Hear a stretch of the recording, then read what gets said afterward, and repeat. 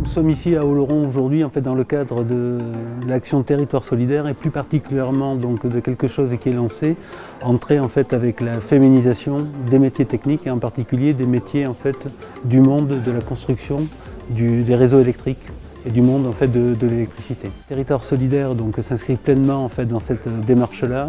Ce territoire solidaire est bien évidemment une démarche territoriale d'entreprises engagées sur des territoires là où les entreprises exercent leur activité, au service des compétences des entreprises, des compétences présentes sur le terrain et de l'activité globale et de la richesse des territoires.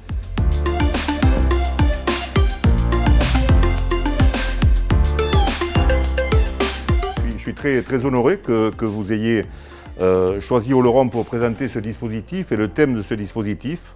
Il appellera d'autres expériences. Il ne faut pas que ça soit juste un coup d'essai. Il faut le pérenniser.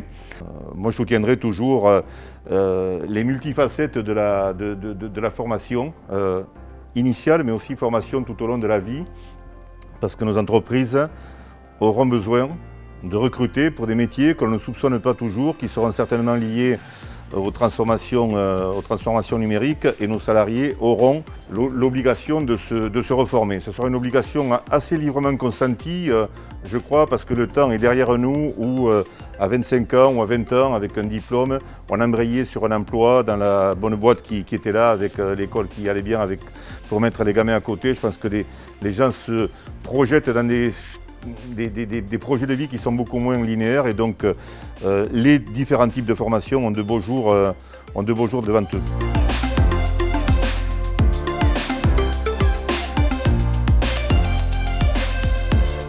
La place des femmes dans l'industrie et les travaux publics est un projet ambitieux. C'est un projet qui va amener au minimum 16 femmes à pouvoir s'intégrer dans une structure de préparation opérationnelle pour l'emploi.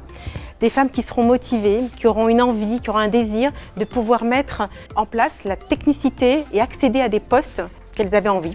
Donc ces postes-là sont possibles dans différentes entreprises du territoire du Pays de l'Adour qui sont partenaires dans le projet.